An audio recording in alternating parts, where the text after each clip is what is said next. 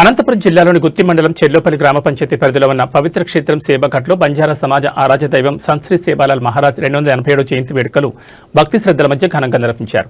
ఈ వేడుకల్లో రాష్ట్ర వైద్య ఆరోగ్య శాఖ మంత్రి సత్యకుమార్ యాదవ్ పాల్గొని ప్రత్యేక ఆకర్షణగా నిలిచారు. జయంతి ఉత్సవాల సందర్భంగా మంత్రి సేవఘట్కు చేరుకుని ముందుగా జగదాంబ మాత ఆలయాన్ని, అనంతరం సంత్ శ్రీ సేవాలాల్ మహారాజ్ ఆలయాన్ని దర్శించుకున్నారు. ఆలయాల్లో ప్రత్యేక పూజలు నిర్వహించి బంజారా సమాజ సంక్షేమం, రాష్ట్ర ప్రజల ఆయురారోగ్యాలు, శాంతి సౌభాగ్యాల కోసం ప్రార్థన చేశారు. అనంతరం మహాభోగ్ కార్యక్రమంలో పాల్గొని భక్తులతో కలిసి ప్రసాదాన్ని స్వీకరించారు. ఈ సందర్భంగా మంత్రి సత్యకుమార్ యాదవ్ మాట్లాడుతూ సంత్ శ్రీ సేవాలాల్ మహారాజ్ బంజారా సమాజానికి మాత్రమే కాకుండా సమస్త మానవ జాతికి మార్గదర్శకులని పేర్కొన్నారు. సమాజంలో ఐక్యత, ధర్మబద్ధ జీవనం, సేవాభావం, సాంస్కృతిక గౌరవం వంటి విలువలను ఆయన బోధించినట్లు గుర్తు చేశారు. బంజారా సంస్కృతి, సంప్రదాయాలు, ఆధ్యాత్మికతను కాపాడుకోవడం ప్రతి ఒక్కరి బాధ్యతని తెలిపారు. ఈ దేశంలో దాదాపు 11 కోట్ల బంజారాల ఆరాధ్య దైవం సంత్ సేవాలాల్ మహారాజ్ 287వ జయంతి సందర్భంగా వారి స్మృతికి ఘనమైన నివాళులు అర్పిస్తున్నాను. ఆ జగదాంబ మాత ఆశీస్సులు, సంత్ సేవాలాల్ ఆశీస్సులు బంజారా సమాజం మీదే కాకుండా ఈ దేశ ప్రజల మీద ఉండాలని, అందరూ సుభిక్షంగా ఉండేలాగా, పంటలు, వ్యవసాయం సస్యశ్యామలంగా ఉండేలాగా వారు ఆశీస్సులు అందించాలని కోరుతున్నాను. దాదాపు 250 సంవత్సరాల ముందుగానే ఒక సామాజిక సంస్కర్తగా సంత్ సేవాలాల్ గారు కేవలం బంజారాలకి మాత్రమే కాకుండా సమాజంలోని ఇతర వర్గాలకు కూడా దిశానిర్దేశం, మార్గదర్శనం చేశారు. ఆనాడే వారు అనేక ఉద్యమాలకు శ్రీకారం చుట్టి ధర్మ పరిరక్షణ కోసం నిరంతరం పరిశ్రమించారు. అదేవిధంగా పేరీ ఫర్ పేరుతో ఆర్థిక సంస్కరణలకు కానీ, మత మార్పిడిలకు కానీ, ఆర్థిక సంస్కరణలకు దోహదం చేసేలాగా ప్రజల్లో అవగాహన, చైతన్యం కల్పిస్తూ మత మార్పిడులకి, ఇస్లాం మతాంతీకరణకు కూడా వ్యతిరేకంగా వారు పోరాడారు. ఆనాడు జంతు బలులకు వ్యతిరేకంగా, మద్యపానానికి వ్యతిరేకంగా ఉద్యమం నడపడమే కాకుండా ఆధ్యాత్మిక చింతనతో జీవించాలని బంజారాలకు వారు సందేశం ఇవ్వడం జరిగింది.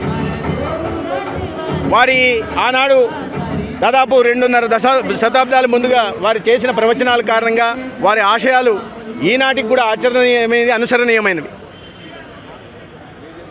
అటువంటి మహారాజ్ గారి జయంతి సందర్భంగా వారి ఆశీస్సులు అందరి మీద ఉండాలని కోరుకుంటూ, ముఖ్యంగా కూటమి ప్రభుత్వం అధినేతగా ఉంటున్న జాతీయ స్థాయిలో నరేంద్ర మోడీ గారి మీద, రాష్ట్రంలో చంద్రబాబు నాయుడు గారు, పవన్ కళ్యాణ్ గారి మీద కూడా వారి ఆశీస్సులు ఉండాలని, 20 నెలలుగా కూటమి ప్రభుత్వం చేస్తున్న మంచి పని కొనసాగేలా ఆ తల్లి ఆశీర్వదించాలని కోరుకుంటూ,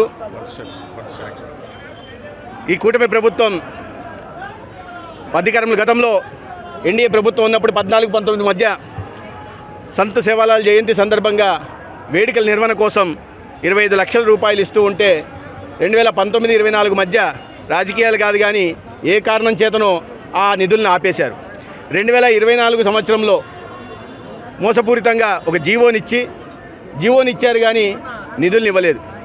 వాటిని గుర్తించిన కూటమి ప్రభుత్వం అధికారంలోకి వస్తూనే వేడుకల నిర్వహణ కోసం 50 లక్షల రూపాయలు జీవో ఇవ్వడమే కాకుండా మంజూరు చేయడం జరిగింది.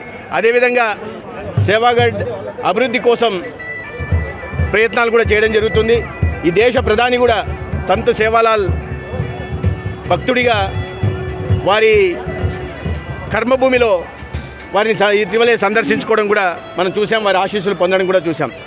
నిన్న ప్రధానంగా ప్రవేశపెట్టిన బడ్జెట్ పేదలు, రైతులు, మహిళలు, యువకులు, బీసీ, ఎస్సీ, ఎస్టీల కేంద్రంగా ఒక స్వర్ణాంధ్ర దిశగా తీసుకెళ్లే, ఒక సమగ్రాభివృద్ధి దిశగా తీసుకెళ్లే బడ్జెట్గా నేను భావిస్తున్నాను. బీసీ, ఎస్సీ, ఎస్టీ, మైనార్టీల అభ్యున్నతి కోసం దాదాపు 92,000 కోట్లు కేటాయించడం, గ్రామీణాభివృద్ధి పైన 23,000 కోట్లు కేటాయించడం, వ్యవసాయానికి అనుబంధ సంస్థలకి దాదాపు 52,000 కోట్లు కేటాయింపులు చూస్తుంటే, ఆరోగ్యానికి కూడా దాదాపు 19,500 కోట్లు కేటాయింపులు చూస్తుంటే ఈ వర్గాల పట్ల ప్రభుత్వానికి ఉన్న చిత్తశుద్ధి మనకు అర్థమవుతుంది. అదేవిధంగా ఈ రాయలసీమ ప్రాంతాన్ని ఒక ఉద్యాన పంటల ఉత్పత్తి కేంద్రంగా, గ్లోబల్ హార్టికల్చర్ హబ్గా తయారు చేసేందుకు 30,000 కోట్లతో ఇవాళ ఈ రాయలసీమ ప్రాంతాన్ని ఉద్యానవంతం ఇచ్చేలాగా అభివృద్ధి చేసే దిశగా నిధులు కేటాయించడం, అదేవిధంగా పెద్ద ఎత్తున దాదాపు 19,000 కోట్లు సాగునీటి పారుదల ప్రాజెక్టుల మీద, పెండింగ్ ప్రాజెక్టుల మీద నిర్వహించడం చూస్తేనే పెండింగ్లో ఉంటున్న ప్రాజెక్టులు కూడా పూర్తయ్యే అవకాశం ఉంది. ఒకవైపు పోలవరం మీద కేంద్ర ప్రభుత్వ సహకారంతో పెద్ద ఎత్తున శీఘ్రగతిన పనులు చేయడమే కాకుండా రాయలసీమ ప్రాంతానికి, అదేవిధంగా ఉత్తరాంధ్ర వెనుకబడిన ప్రాంతాలను ఆదుకోవడం కోసం కూడా పెద్ద ఎత్తున కేటాయించడాన్ని నేను స్వాగతిస్తున్నాను. ఈ సందర్భంగా ముఖ్యమంత్రి గారికి, ప్రధానంగా మన జిల్లా వాసి అయిన పయ్యావుల కేశవ్, ఆర్థిక శాఖ మంత్రి పయ్యావుల కేశవ్ గారిని కూడా నేను ధన్యవాదాలు తెలియజేస్తున్నాను.